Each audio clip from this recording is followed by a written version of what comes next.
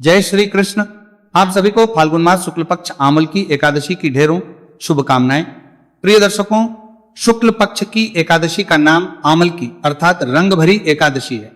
आइए जानते हैं साल 2026 में आमल की एकादशी का व्रत किस दिन रहेगा, एकादशी और द्वादशी तिथि कब से कब तक रहेगी, कौन कौन से शुभ और अशुभ संयोग इस दिन बनने वाले हैं और एकादशी व्रत पारण का मुहूर्त कब से कब तक रहेगा।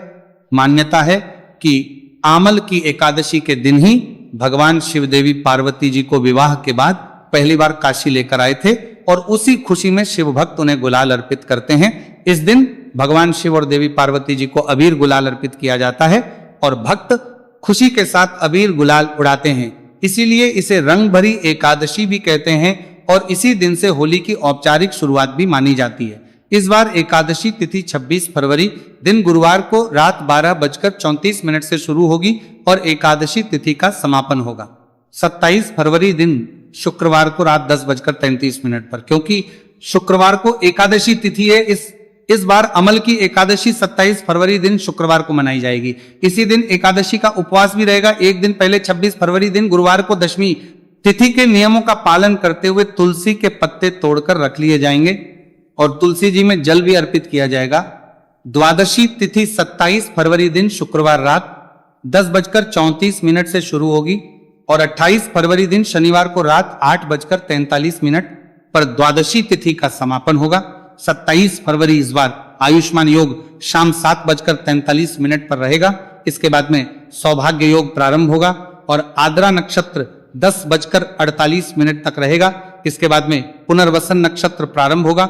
वहीं राहु काल सुबह 10:30 से दोपहर 12 बजे तक रहेगा और द्वादशी तिथि के दिन यानी 28 फरवरी दिन शनिवार को पुनर्वसन नक्षत्र सुबह 9:34 तक रहेगा।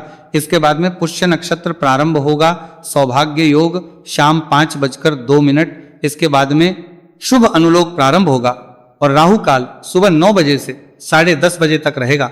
आमल की एकादशी मुहूर्त रहेगा 28 फरवरी दिन शनिवार को सुबह 6:54 से 9:06 तक।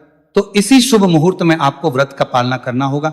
रंग भरी एकादशी का नाम है और आमल की आंवले को कहते हैं।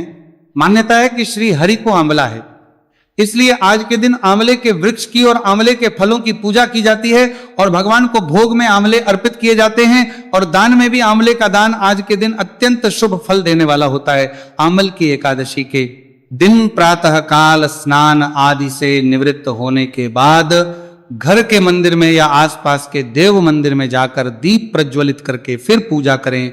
यदि उपवास रखना चाहते हैं तो उपवास रखने का संकल्प लें और फिर भगवान विष्णु का गंगा जल या फिर से अभिषेक करें। भगवान विष्णु को इस दिन तुलसी की मंजरी और पुष्प अर्पित करें।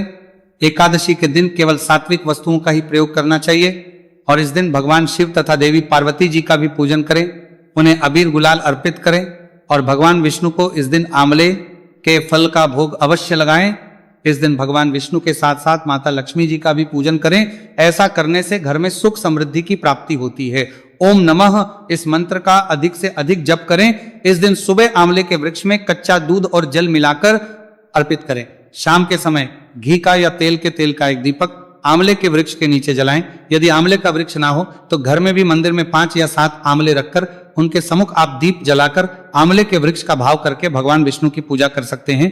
भगवान विष्णु आंवले के वृक्ष में वास करते और इस दिन आंवले के वृक्ष का पूजन करने से भक्तों को सभी प्रकार के पापों से मुक्ति मिलकर अंत में मोक्ष की प्राप्ति भी होती है। द्वादशी तिथि को शुभ मुहूर्त में भगवान विष्णु का पूजन करके भगवान को सात्विक चीजों का भोग लगाएं और उसी को प्रसाद रूप में ग्रहण करके अपना उपवास खोलना चाहिए और इस दिन भी आप अपनी सामर्थ्य के अनुसार कुछ ना कुछ दान अवश्य दें। ये थी आज की वीडियो। जानकारी अच्छी लगी हो तो वीडियो को लाइक जरूर कीजिएगा। भगवान नारायण सबका कल्याण करें। हरे कृष्ण।